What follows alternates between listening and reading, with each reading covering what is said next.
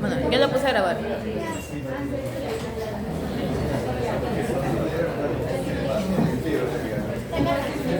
Está lento el internet.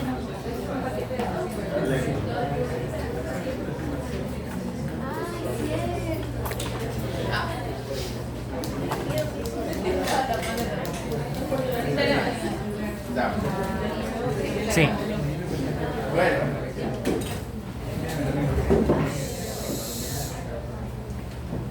Primero que nada hay cosas que solamente usted las ve y ya las diagnostica, ¿no? ¿Verdad? ¿Sí? Entonces, por ejemplo, eso. Eso se llama gastroquisis, ¿verdad? ¿Sí?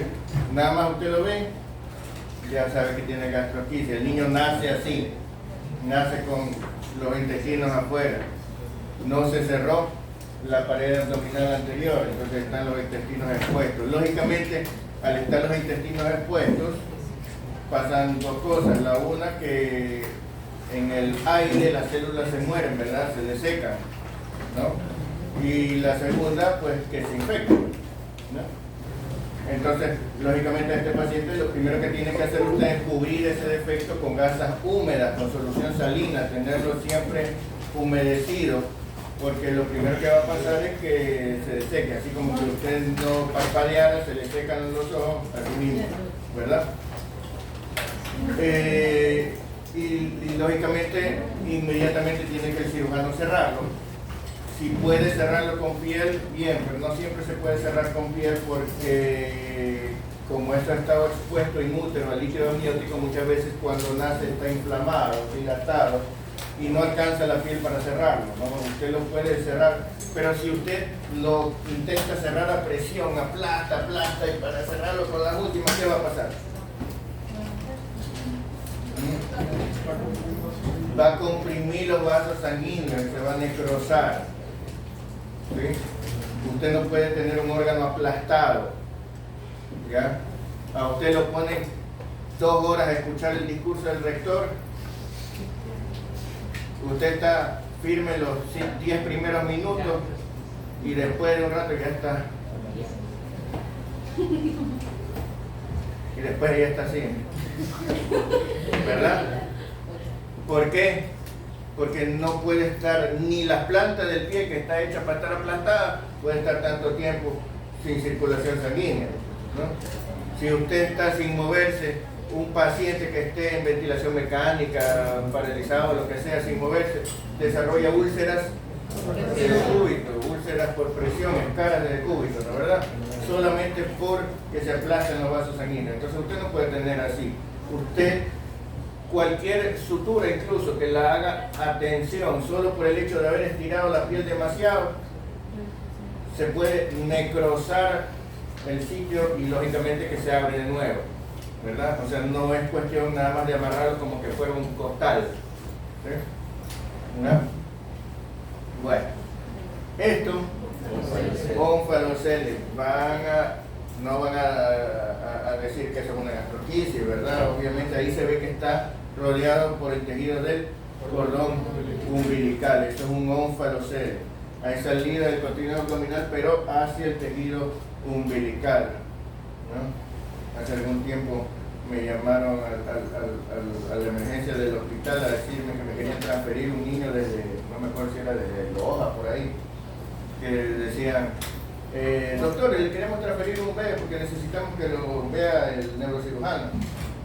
Y yo, chévere, pues, ¿qué tiene? No, sí tiene un mielomeningocele, pero es raro porque está adelante.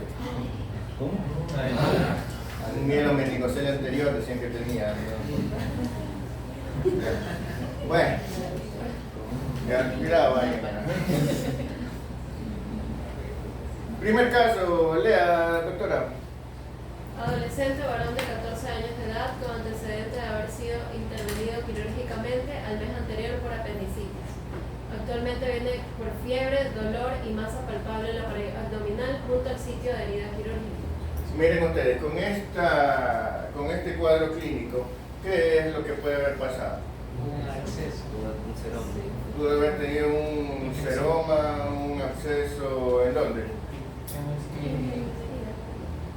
en el sitio de la herida. ¿Qué más? Bridas, adherencias, algo más. ¿No? Bueno, vamos a hacer una tomografía y encontramos eso. ¿Sí? A ver, doctora, escriba. ¿Qué puede observar allí? Entonces hay una acumulación. A ver, espérese. ¿Qué es esto blanco? ¿Qué es eso blanco? Esto blanco es la piel. ¿Qué es esto? El tejido celular. ¿Qué es esto? Ya, pero qué hueso. Costilla. ¿Y esto? También costilla. ¿Y esto? También costilla. ¿Por qué no está igual? ¿Ah? ¿Qué pasó? ¿Por qué aquí esta costilla y esta costilla están así y acá está así? Los anteriores son cartílagos. ¿Ah? Los anteriores no son cartílagos. Acá son cartílagos, ¿no? ¿Verdad? Esto es cartílago costal, esto es costilla.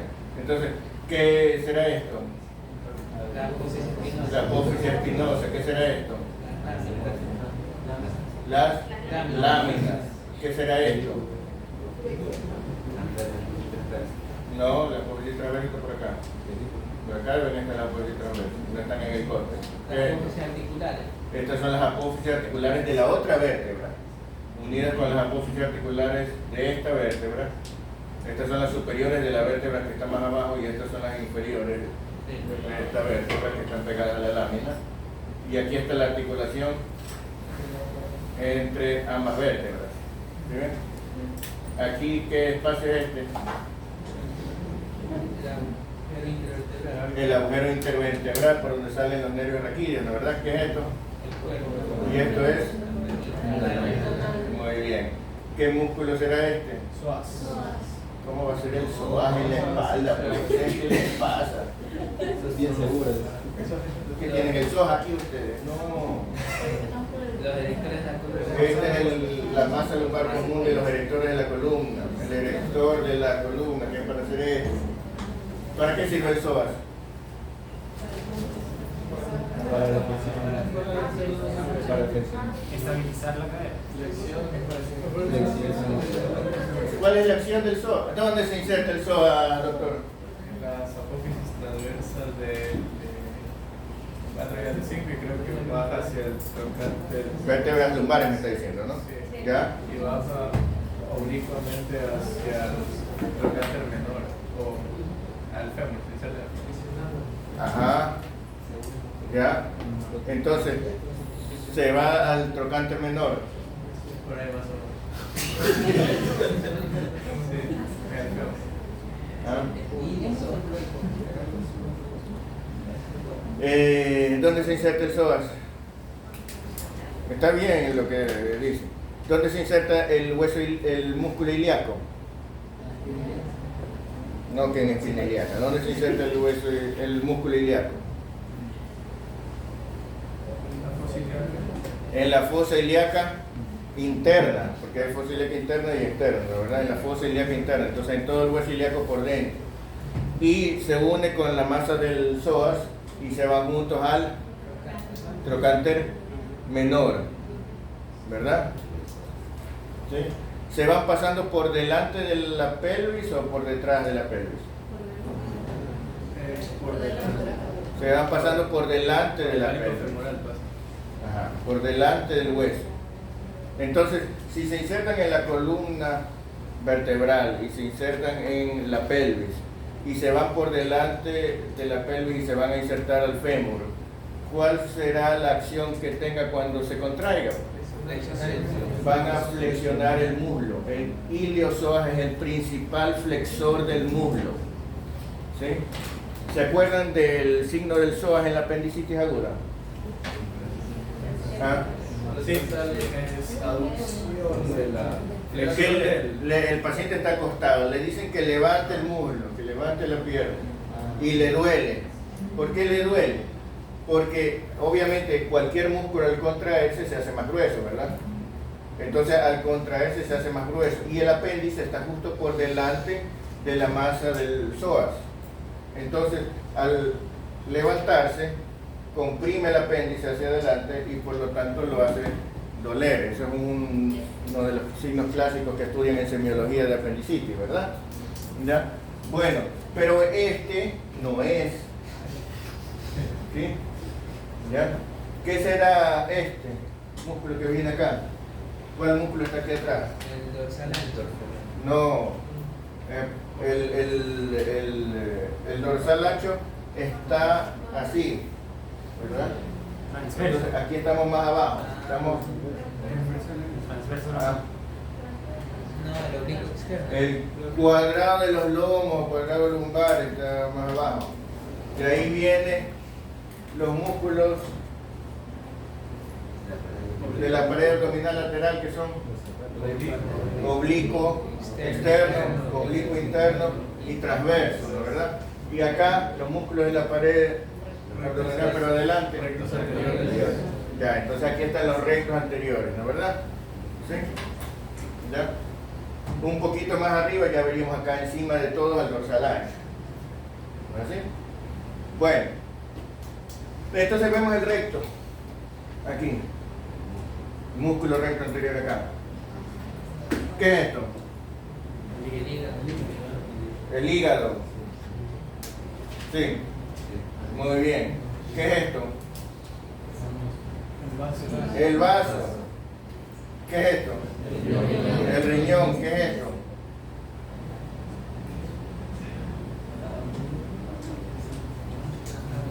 Ese sería el psoas. Ese sí es el psoas.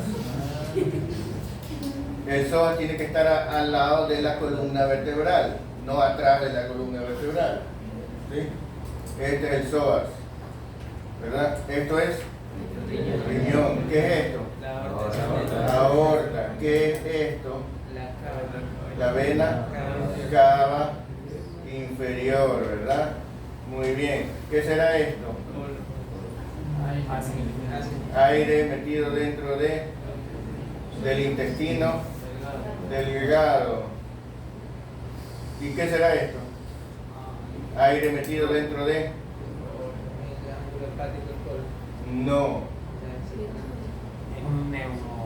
no.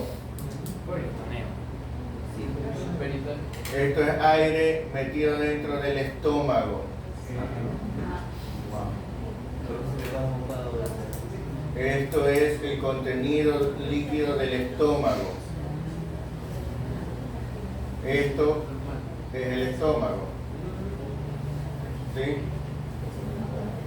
¿Por qué el estómago está de ese lado? Porque parece que hay una masa en la célula.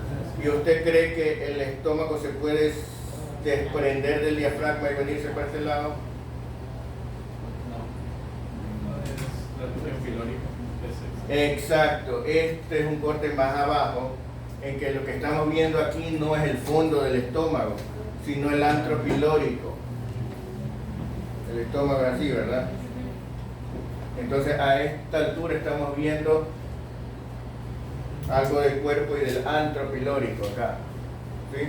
El cuerpo del estómago siempre tiene que, digamos, el fondo del estómago siempre tiene que estar de este lado, porque no se puede desprender, está pegado al diafragma, ¿no verdad? Pero sí está ligeramente rechazado por esta masa, ¿no? ¿Qué será esta masa?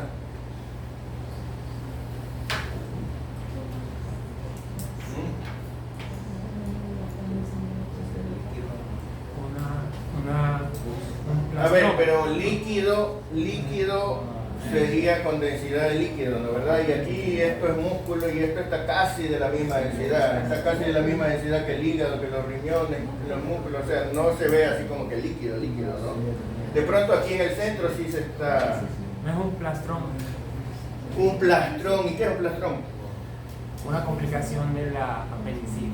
Tejido. En donde se fibrosa. Pero este paciente ya fue operado de apendicitis.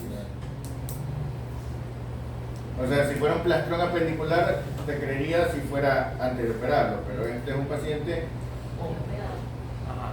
que fue el mes anterior operado de apendicitis, ¿no? ¿Ya? ¿Será que tiene otra apendicitis? Que le sacaron otra tripa que no era el apéndice. Se equivocaron y le sacaron la vesícula o algo así, ¿no?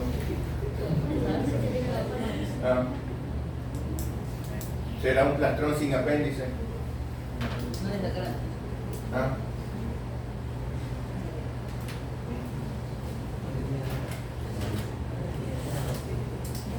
Miren, yo siempre les digo a mis alumnos, entre los anexos al tubo digestivo uno conoce a las glándulas anexas, las glándulas salivales, el hígado y el páncreas, pero es conveniente recordar que hay algo que no se lo consideraba órgano, pero ahora se lo considera un órgano, que es el epiplón, ¿no?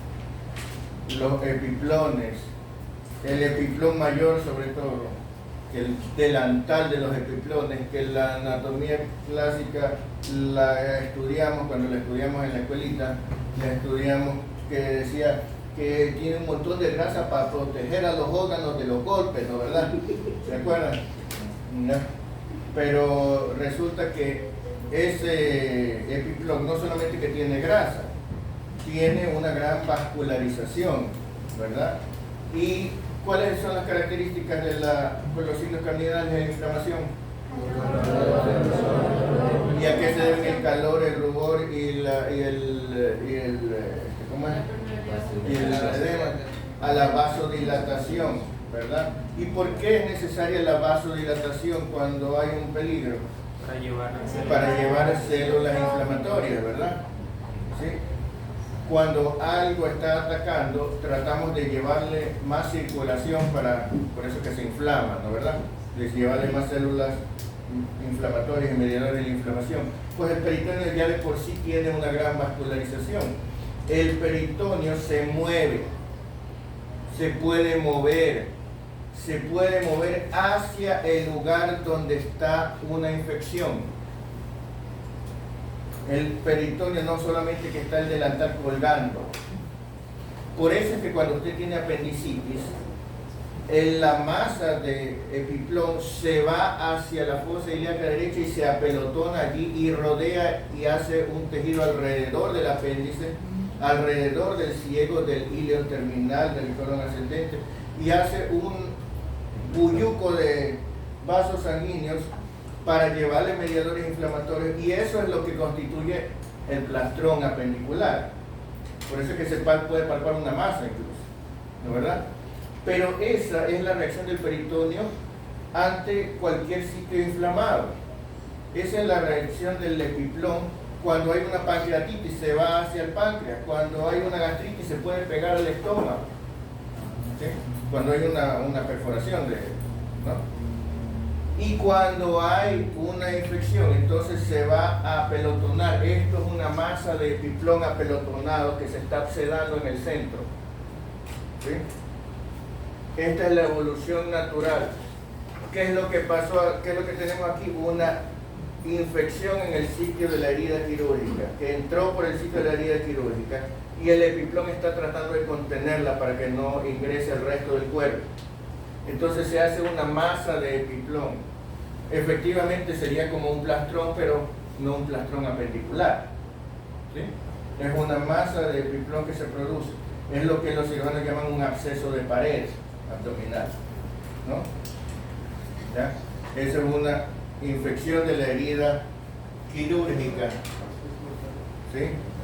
Aquí tenemos la masa con la parte central reblandecida propia de los abscesos, ¿no? O sea, primero se hace una masa de epiplón y luego se va haciendo un absceso en el centro.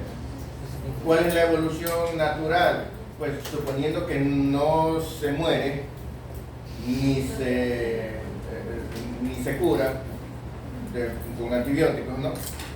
Pues la evolución natural sería que ese absceso se abra al exterior como cualquier absceso, ¿sí? ¿Ya?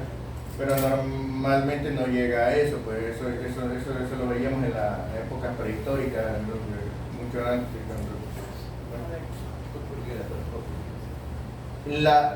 forma normal del cuerpo de combatir una infección bacteriana es tratar de aislarla y expulsarla, encapsularla y expulsarla. Eso es lo que hace en cualquier absceso. Pero fíjense ustedes, en una neumonía, la evolución natural en tiempos prehistóricos era que el empiema se abriera al exterior. ¿Sí? Ya eso ya no lo vemos, ¿no? ¿Sí? Pero esa era la evolución natural, suponiendo que el paciente no se moría, ¿no? Pero eso no es contraproducente hasta que llega a la muerte. ¿Ah? No es contraproducente hasta llegar a la muerte. Eso es lo que digo, o sea, esto es una guerra entre las bacterias y la inmunidad del cuerpo, ¿no, verdad? Entonces, para que una guerra se prolongue, no tiene que ganar ninguno de los dos lados. ¿Sí me explico? O sea, si la inmunidad es fuerte, se cura antes de que esto pase. Si la bacteria es muy fuerte, se muere antes de que esto pase. Pero si las dos están más o menos en equilibrio, se prolonga la enfermedad y se va haciendo el absceso hasta que llega el momento que se abre el exterior. ¿Sí me explico? ¿Ya? Entonces, eso era algo que se veía pues en la era preantibiótica, ¿no? Ahorita ya no, ahorita rápido o lo cura o es tan grave que se muere, pues no lo vemos llegar a eso, ¿no? Incluso lo más probable es que si se va formando un absceso, el cirujano lo drene, no lo dejamos drenar espontáneamente. Pero todo el mundo sabe que cualquier absceso, si nadie lo drena, termina drenándose solo, ¿verdad? Esa es la evolución natural del cuerpo, eso es lo que el cuerpo trata de hacer, ¿no? ¿Ya? Bueno, entonces, fíjense ustedes, ¿qué será esto? ¿Cómo va a ser el sacro? Pues esto, ¿qué corte es esto? Es un sagital. ¿En serio creen que esto es un corte sagital? ¿Dónde está la columna vertebral aquí? Un corte sagital tiene que verse la columna vertebral. ¿Ustedes ven la columna vertebral o creen que estas son vértebras? Estas son las costillas. Parasagital. ¿Ustedes creen que el riñón está en la línea media? Parasagital. ¿Qué corte es? Parasagital. Entonces esto no es el sacro. ¿Por qué es esto? Aquí está el corte. ¿Qué es esto? El íleo. ¿No, verdad? Sí. Este es el ilium, ¿no, verdad? Este es el hueso coxal. Este es el fémur. Acá está el acetábulo, ¿no, verdad? Entonces, si este es el ilium, ¿qué músculo es este? Ilíaco. El músculo ilíaco. ¿Qué músculo es este? El psoas. ¿Y cuál se...? El iliozoas. Y va hacia el trocánter menor, ¿verdad? Y lógicamente al contraerse, ¿qué hace? Flexionar el muslo. ¿Sí? Si ustedes tienen aquí el hueso ilíaco, entonces en la fosa ilíaca interna se inserta el músculo ilíaco. Y en la fosa ilíaca externa, ¿qué se inserta? Los glúteos, ¿verdad? ¿Sí? En la espina ilíaca anterosuperior, ¿qué se inserta? El sartorio que va hacia acá y el tensor de la fascia lata que va hacia acá, ¿no, verdad? ¿Sí? ¿Ya? Bueno, entonces acá tenemos, ¿qué músculo es este? El oblicuo externo, ¿verdad? ¿Sí? ¿Qué es esto? La vesícula biliar. ¿Qué es esto? El vaso, ¿verdad? ¿Sí? Aquí les decía, esto es estómago. El estómago empieza aquí o acá, pero aquí solamente estamos viendo la parte más anterior.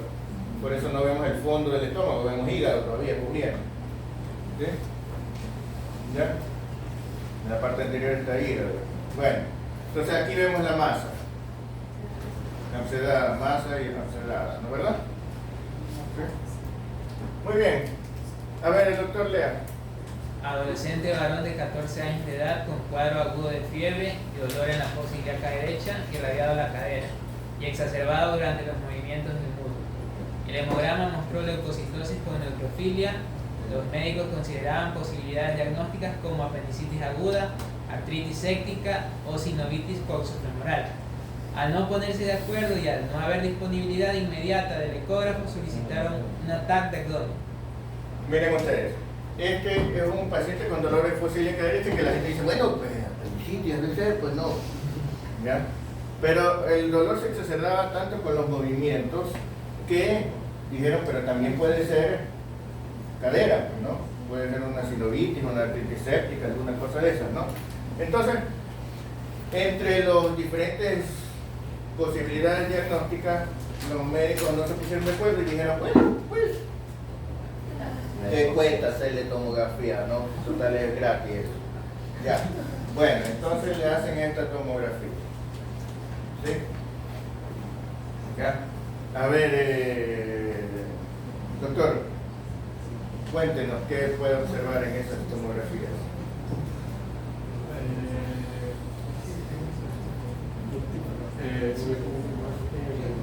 A ver, primero dígame,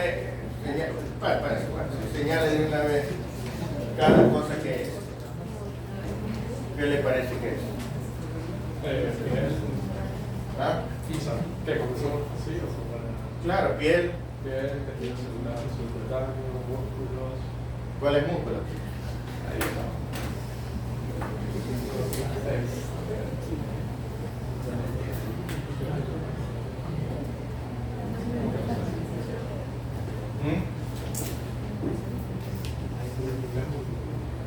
Bueno, los huesos, dígame entonces cuáles son.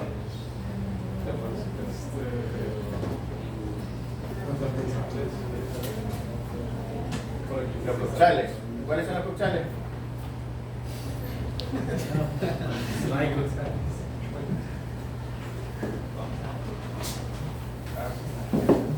A ver, en los de abajo, mejor dígame los huesos. El sacro. El sacro, muy bien. ¿Y por qué tiene esas alitas así? Así es la forma del sacro, ya. ¿Cómo se llaman esas cosas? Las aletas del sacro. Ya, muy bien, siga. Y estos se llaman los agujeros sacros, muy bien. Y este se llama. No hay ojitos y boca, el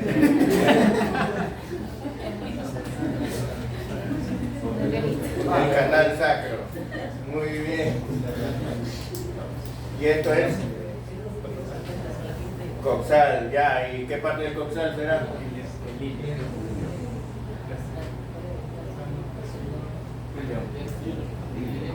Ilion, ischion o pubis. Ilion. ¿Y cómo se llamará esta articulación?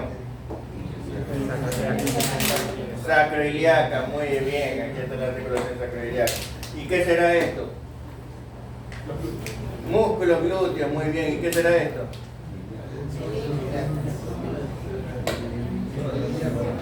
¿Ah? Este es el ilion. ¿Qué será esto? ¿Ah? El músculo ilíaco, muy bien. ¿Y el psoas? ¿Cómo que todavía no está? Más arriba. Que solo más arriba y se corta y ya no baja. No, si está ahí, hay una. Interno al ilíaco está ahí. Hay una muestra. Pegadito. ¿Sí ve que aquí está? Sí, sí. Y aquí hay una muestra, ¿sí ve? ¿Sí nota? Esto de aquí es el psoas y esto es el ilíaco. ¿Sí? Entonces aquí está el iliozoas, aquí están los dos. ¿No? ¿Ya? Y dígame una cosa, ¿y qué músculo será este? El recto anterior, muy bien. ¿Y qué músculo será este?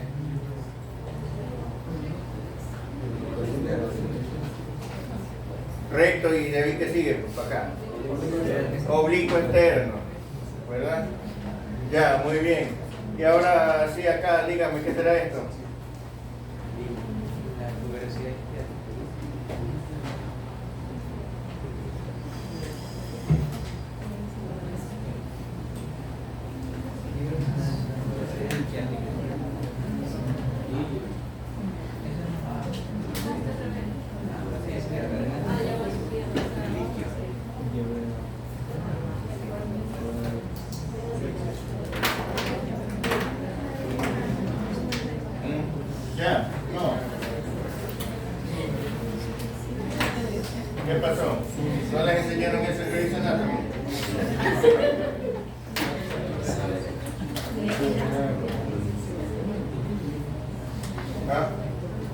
qué altura estamos? El pubis. ¿Ah? El pubis. ¿A qué altura? ¿Qué es esto? Ah. ¿Qué será esto? ¿Ah?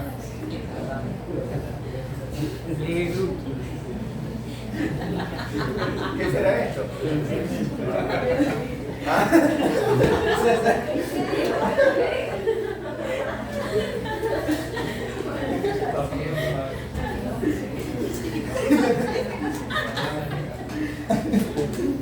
¿Cómo se llama eso? ¿Cómo se llama eso? Pliegue glúteo. El surco interglúteo. Pliegue glúteo, ¿no verdad? Sí. ¿Ah? La raya se llama. Ahí se entendió.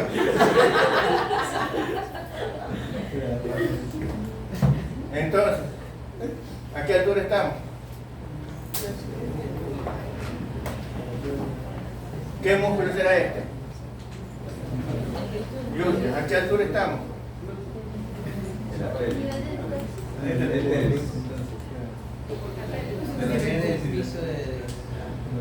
¿Usted ve el hueso sacro aquí? ¿Ve el coxis? No. ¿Será que no tiene columna vertebral este señor? Estamos más abajo, ¿verdad? Ya. Sí. A ver, aquí tiene todos los marcadores que quiera. Dibuje la pelvis ósea.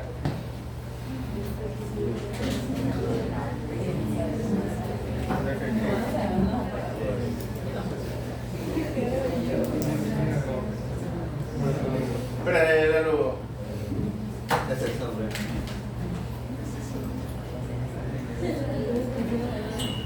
Hay un medio de marihuana. No te preocupes, que después borramos.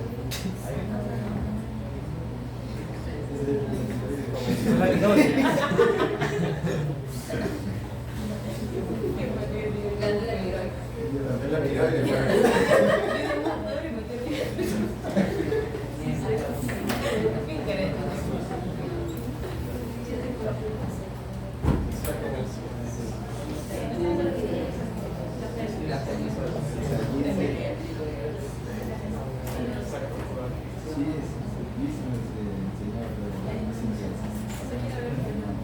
A ver, usted que se está congelando, venga. Venga, venga. ¿Qué? Venga. No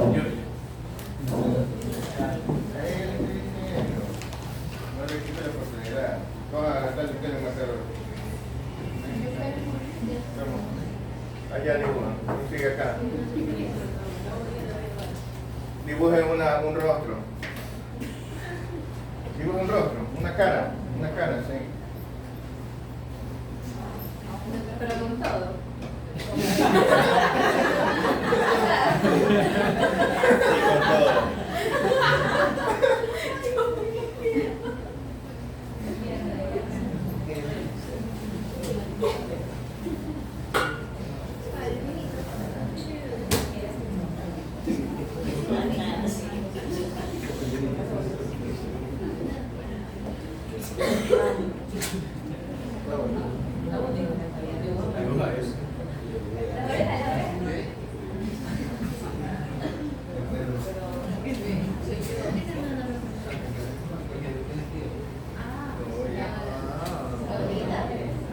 Sí sabe dibujar.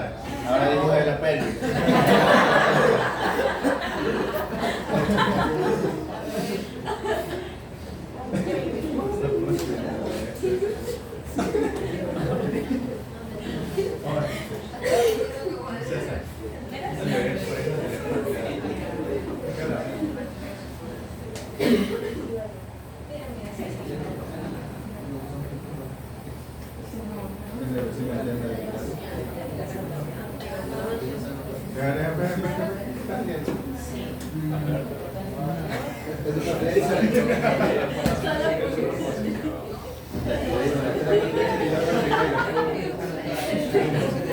Me parece la parte Las tiroides. Y las paratiroides. Con los dos. Dibuja un rostro.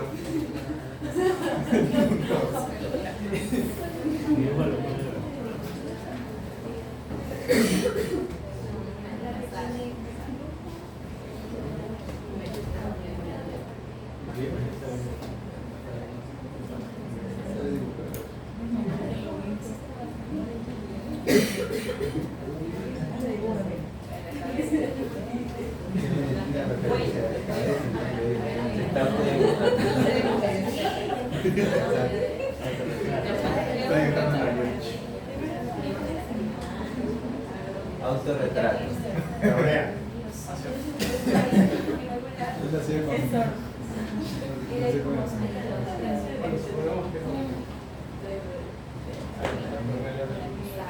¿ah? ¿Por qué le importa ya sea? ¿Qué le van a hacer con ella y la? ¿Ah? Pero es bien malvada esa mujer. Bueno, y dibuja el fémur acá.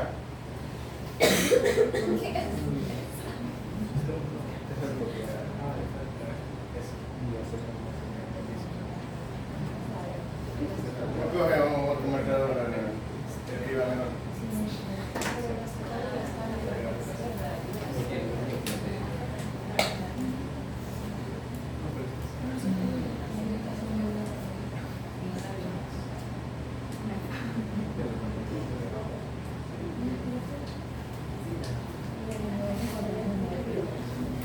¿Y no que no se ve dibujar?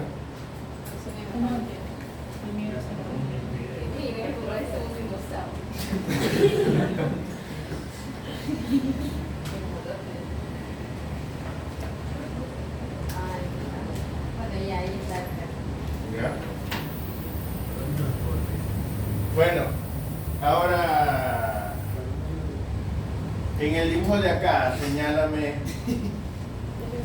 Pronto me siento muy bien. En el dibujo de acá, señálame a qué altura está este corte.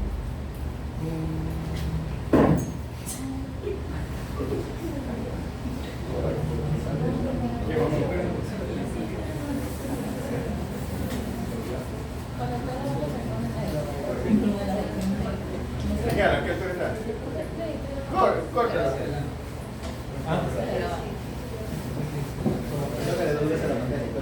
Sí, está.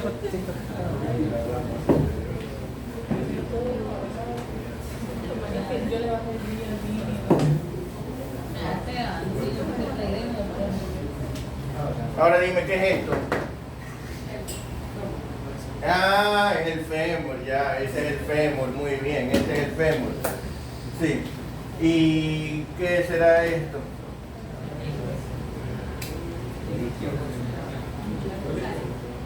El isquion. ¿Y esto?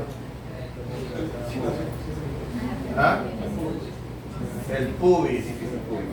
Entonces, ¿por qué no están unidos estos dos?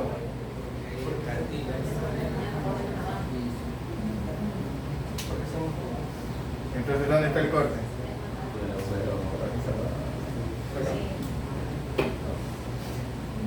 Entonces, estás haciendo el corte. Estás haciendo el corte a través del agujero obturador, ¿no? Ya, estás haciendo el corte a través del agujero obturador. Entonces, como estás haciendo el corte a través del agujero obturador, aquí estaría la sínfisis del pubis, aquí estaría así, ¿no? ¿Verdad? ¿Ya? Más o menos así. ¿No? Estás haciendo el corte aquí. No, más abajo, aquí. ¿No? ¿Ya? Entonces, ¿qué es lo que ves aquí? Este es el isquion, ¿no? ¿Verdad? ¿Ya? Entonces, esta es la rama Ilioisquiática. ilioisquiática, y esta será la rama isquiopúbica, ¿no verdad? Que sería la de acá. Muy bien. Entonces, y acá ya ves el fémur, ¿no verdad? El fémur que viene acá. ¿Así? Ya, muy bien. Entonces, ya se entiende ese corte. Perfecto. Ahora, si entiendes ese corte, lógicamente esto está más arriba, ¿no? Sí. Ahora se pagan por la... Muy bien. Ahora dime entonces, ¿qué músculos son los que ves aquí?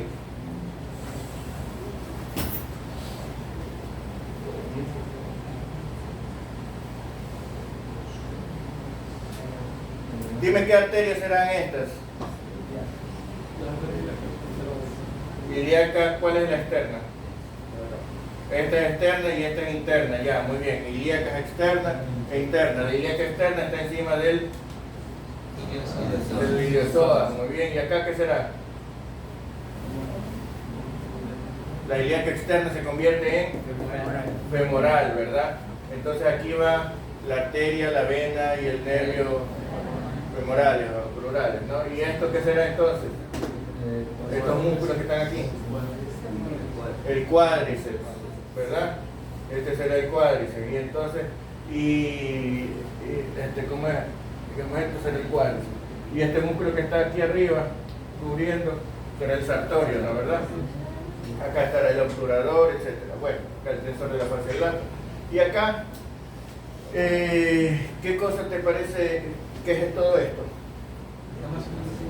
Las asas intestinales, ya, muy bien.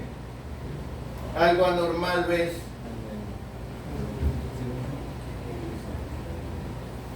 ¿Algo asimétrico ves? ¿Ah? Esa zona está asimétrica, ya, eso parece que no está igual que el otro lado, ¿no? ¿Qué más? Eso. Ya, ¿y qué es eso? Anatómicamente, ¿qué le toca hacer a eso? Esto. Un músculo, ¿pero cuál músculo? El iliosoas, ya, ¿y qué alteración ves en el iliosoas ahí? Está inflamado, ya, ¿y cómo sabes que está inflamado? Que está más gordo.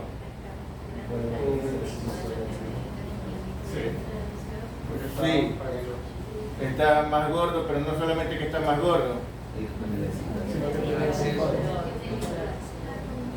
tiene una zona.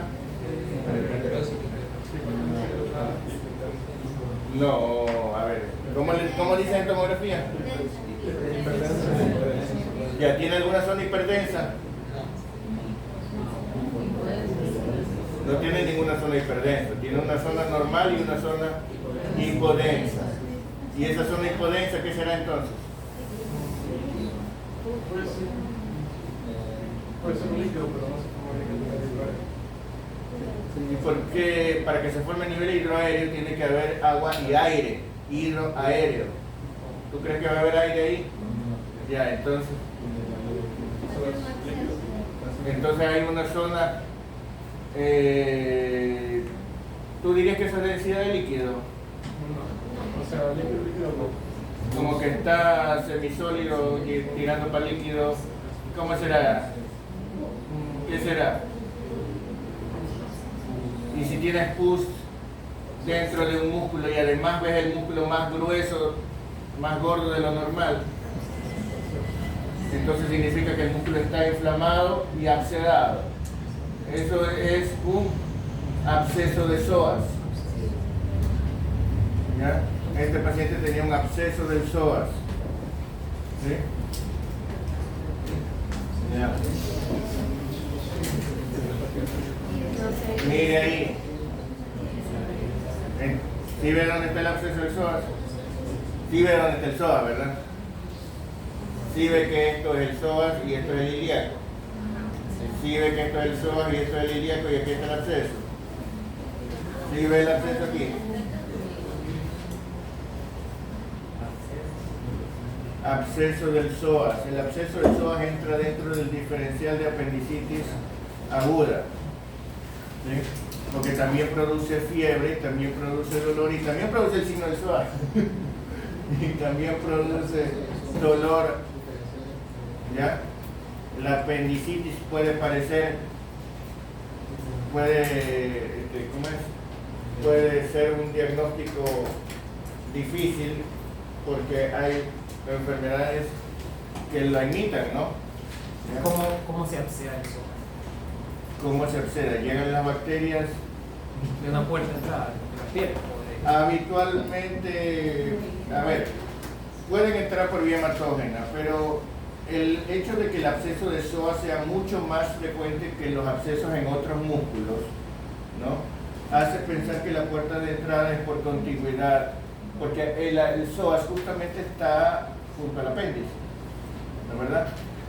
Y junto al hilio terminal. ¿Se acuerda usted que la mayor concentración de bacterias está por ahí? Precisamente porque es el sitio donde ya quedan residuos. Acuérdese que en el hilio terminal no solamente que está el apéndice, sino que están las placas de Peyer, ¿no? Un gran conjunto de tejido linfático precisamente para defender al cuerpo de las infecciones que pueden estar allí. Entonces, si el absceso de un músculo no es tan frecuente que espontáneamente se absceda el músculo, pero sí es mucho más frecuente que haya un absceso en el psoas, en ese sitio. Entonces probablemente la causa se piensa que es por paso de gérmenes del tubo digestivo, por contigüidad hacia el psoas, que lógicamente que el cuerpo trata de contenerlo y hacer un absceso. ¿Sí?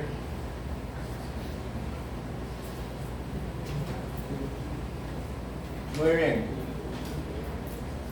Lógicamente, antes de un absceso, cuando todavía está solamente inflamado, le dicen zoitis, ¿no? Le dicen zoitis, pero ya lógicamente que es una miositis del psoas, pero después se hace un absceso de la evolución natural. Doctora. Caso 3. Adolescente femenina de 14 años de edad, cuadro inicial de dolor lumbar irradiado a la extremidad inferior izquierda. Posteriormente presentó también deterioro de la sensibilidad y la motricidad de dicha extremidad. El músculo izquierdo presenta disminución. El muslo. El muslo izquierdo presentaba disminución leve de la fuerza muscular y parestesia en cara posterior. La pierna izquierda mostraba debilidad muscular moderada, disestesias en cara anterior y parestesias en la posterior. El pie izquierdo estaba completamente paralizado y sin sensibilidad. Con ese cuadro clínico, ¿qué pensarían ustedes? Algo medular. Algo medular, ya. Raquídea. ¿Qué cosa? Una compresión de raíz. Compresión de raíces. Un tumor. Claro, de raíces, pero de raíces en dónde? Una hernia discal que comprime. Una hernia discal, por ejemplo, que comprime las raíces. ¿Ya? ¿Qué raíces serían?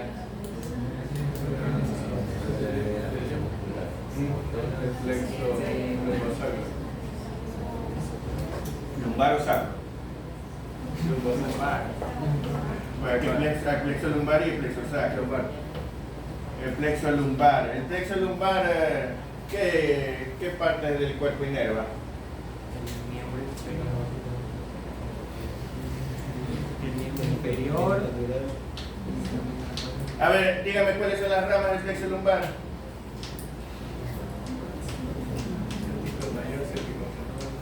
No. Plexo lumbar. Obturador. No me acuerdo más. Genito. No, moral. Genito femoral. Genito plural, sí. Crural o femoral. Ilio hipogástrico. Ilio inguinal. Cutáneo femoral lateral. ¿Sí? ¿Y el plexo sacro qué da? Ese da el ciático, ¿no? ¿Verdad? Casi todo se va al nervio ciático y una rama más pequeña. Entonces, el nervio, digamos el plexo lumbar, inerva la parte baja del abdomen, la pelvis, y la parte anterior del miembro inferior. El plexo sacro inerva las nalgas y la parte posterior del muslo, de la pierna y el pie, ¿no verdad? ¿Sí? Entonces, ¿esto qué sería? Esto es plexo sacro.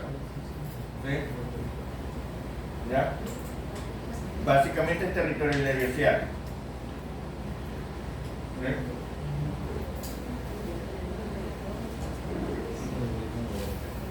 Muy bien, entonces con esto, ¿qué examen harían? Una tomografía ¿De qué? de pelvis. Tomografía del pelvis. Bueno, vamos a tomar. Le hicieron ecografía y encontraron una masa junto a la vejiga. Y ahí sí le hicieron la tomografía. A ver, doctora, describa.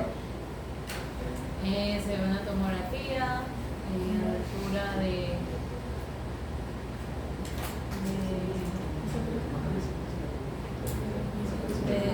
Tomografía computarizada axial a la altura de... del piso, sería el piso pélvico. de la pelvis, ya no el... Bueno, acá estaría el piso, allá, porque allá está desde la pelvis mayor hasta la pelvis menor. Ahí se ve que la vejiga está como desviada, lateralizada. No, desplazada. ¿Qué es esto? Cabeza del fémur. ¿Qué es esto? El acetábulo. ¿Qué es esto? El coxis. ¿Qué es esto? ¿Y esto? O sea, esto es un nivel intraaéreo dentro de la vejiga. O sea, este paciente orina aire.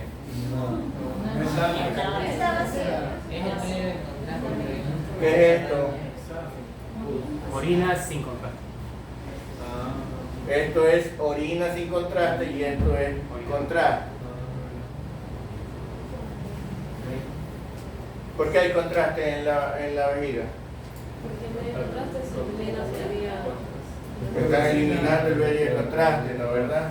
Porque está en fase excretora del medio de contraste. Lógicamente, la vejiga ya tenía orina antes de que llegue el medio de contraste. Entonces, cuando llega el medio de contraste no es que se mezcla, sino que se asciende. El medio de contraste pesa más. Entonces hace un nivel entre la orina y el contraste. ¿No? Orina sin contraste. Esto es. Pero pueden ver efectivamente que está desplazada. ¿Qué será esto? Esto. El recto. ¿Y qué será esto?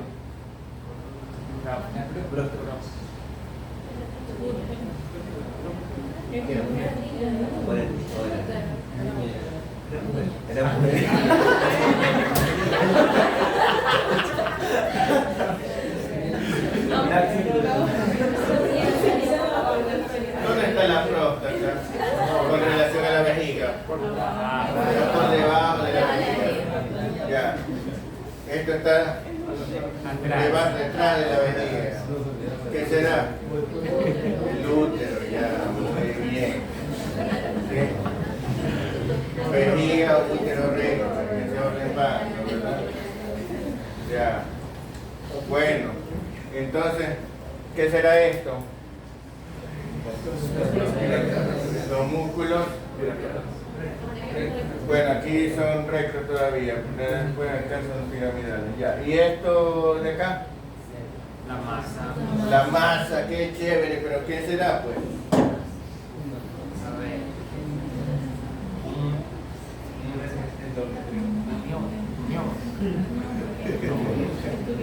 Ah, mira que esto es una pierna de pollo que va así.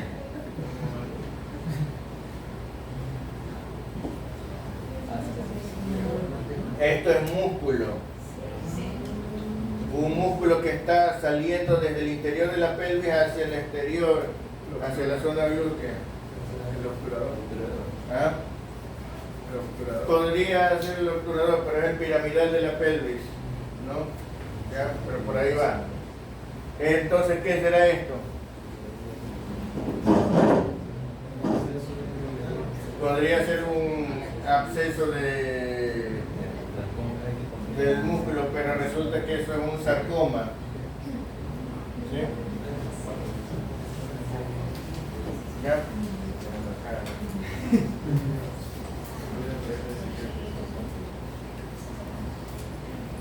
Muy bien. A ver, doctor, lea. Caso 4. Neonato varón de 25 días de vida, desde 4 días anteriores a su ingreso hospitalario, presenta vómitos postprandiales inmediatos de contenido gástrico que se han ido incrementando pese a uso de medicamento antiemético. Medicación antiemética. Se solicita inicialmente una radiografía del abdomen que muestre la siguiente imagen. Muy bien. Esta imagen, ¿qué les parece?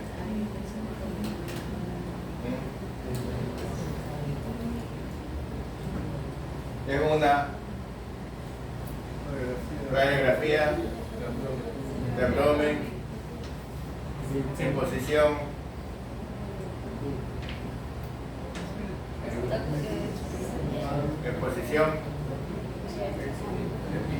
erguido o acostado.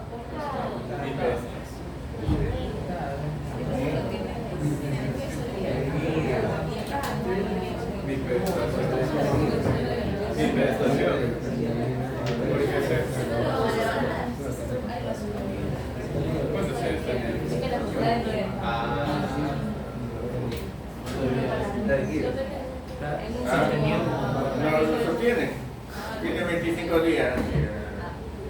Ustedes lo pueden coger así ya. ¿Sí, de verdad?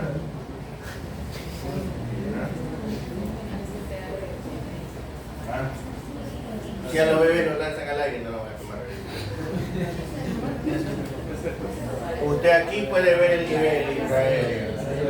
Aquí está la cámara gástrica. ¿Sí? Lo cual quiere decir que esto es estómago.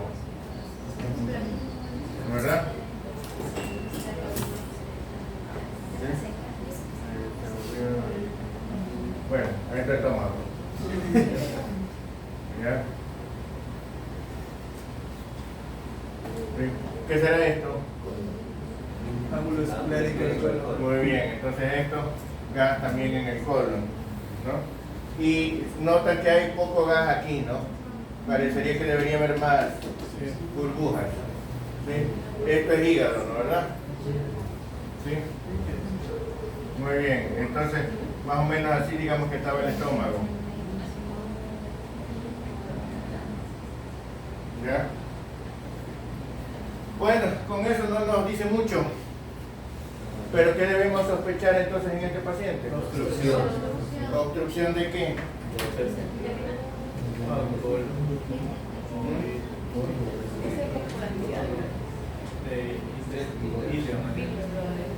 Tiene 25 días de vida.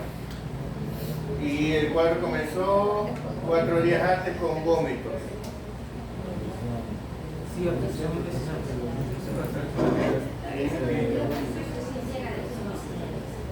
¿Qué examen le haría?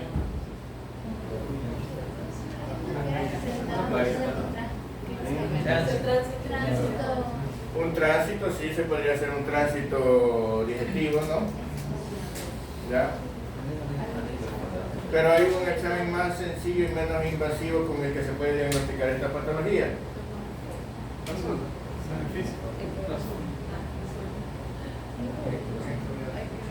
Una ecografía,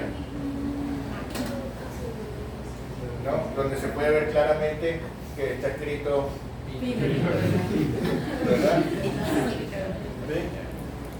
Que está las medidas del píloro, del canal pilórico, porque este paciente tiene una estenosis hipertrófica congénita del píloro, ¿no? O estenosis pilórica, como le dicen. ¿Sí? La estenosis pilórica es una patología congénita, pero así como yo les decía con la tetralogía de Fallot, que no nacen con todos los elementos de la tetralogía de Fallot, la estenosis pilórica es una patología en que el paciente no nace con estenosis pilórica, sino que cuando nace el píloro poco a poco se empieza a hipertrofiar. habitualmente no presentan síntomas sino recién por la tercera semana de vida más o menos. ¿Sí? Recién allí empiezan a presentar los síntomas de obstrucción, porque hasta eso todavía pasaba el alimento. Pero cuando ya la hipertrofia es muy grande, ya no deja pasar el alimento por el píloro y por lo tanto el alimento se acumula en el estómago y por lo tanto va a haber distensión del estómago y va a haber cada vez menos aire en el resto del intestino porque se va a ir vaciando, ¿no? ¿Verdad? ¿Sí? Y luego va a empezar a haber vómitos, característicamente vómitos de contenido gástrico, vómitos que nunca van a ser biliosos. El paciente, si no se lo diagnostica, puede estar varios meses con vómitos, puede llegar a tener deshidratación, desnutrición, desequilibrio hidroelectrolítico, de ácido base, ¿sí? Puede llegar a una situación calamitosa y sin embargo los vómitos siguen siendo de contenido gástrico, nunca llegan a ser biliosos, peor fecaloide. ¿Sí? Si este paciente continúa con eso, pues va a tener el signo de deshidratación y si se hace crónico de desnutrición. Pero además de eso va a tener trastornos por pérdida de potasio y por trastorno del equilibrio ácido-base. ¿Qué trastorno del equilibrio ácido-base va a tener? Alcalosis metabólica, porque va a estar perdiendo ácido clorhídrico. ¿Ya? A diferencia de los niños que tienen diarrea, que pierden bicarbonato, estos pacientes, como pierden ácido, van a tener alcalosis metabólica. Y como pierden mucho potasio, podrán tener hipocalemia. ¿Cuál sería el resultado de tener hipocalemia? Podrían tener arritmias, sí. Pero habitualmente los pacientes que tienen hipocalemia presentan algo antes de las arritmias. Presentan íleo. Es importante sobre todo conocer eso porque los pacientes que, en otro caso, los pacientes que tienen diarrea, si los pacientes que tienen diarrea pierden una gran cantidad de potasio por esa diarrea y hacen hipocalemia, pueden presentar íleo. ¿Y cómo se va a notar que tienen íleo? Pues que se les quita la diarrea, ¿verdad? Y entonces imagínense un paciente que tiene diarrea y se le quita la diarrea, ¿usted qué dice como médico? Gracias, gracias, muchísimas gracias. ¿Verdad? ¿Sí?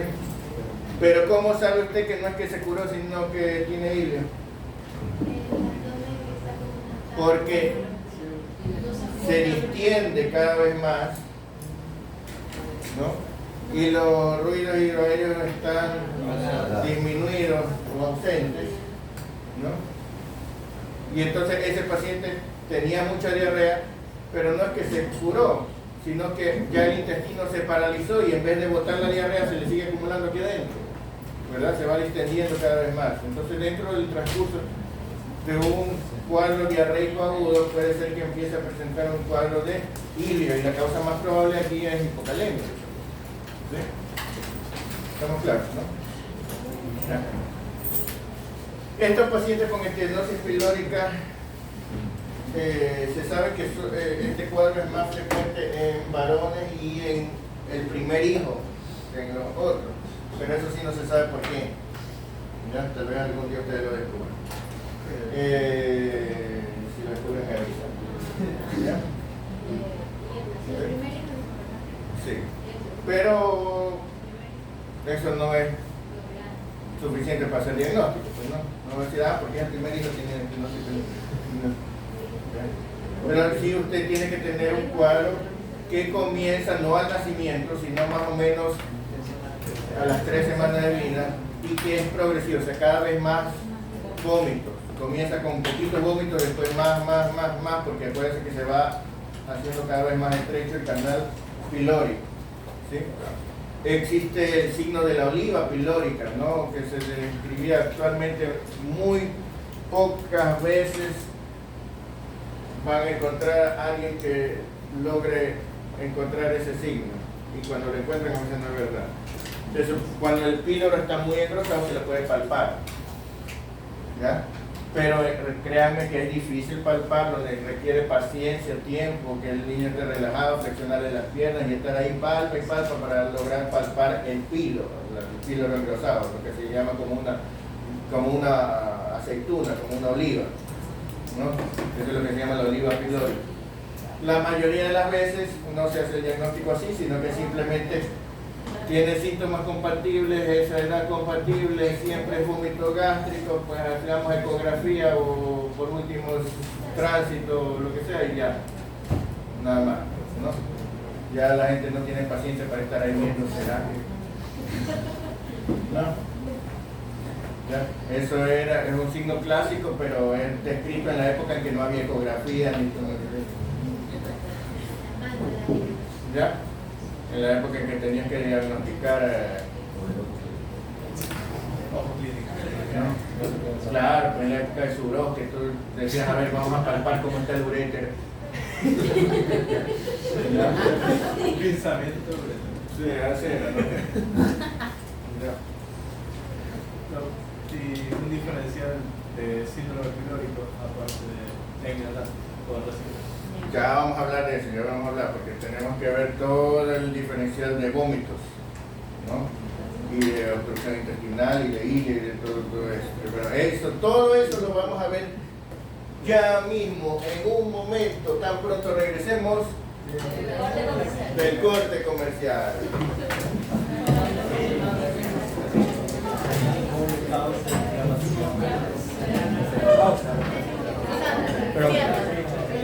¿Pausa o detener? A detener.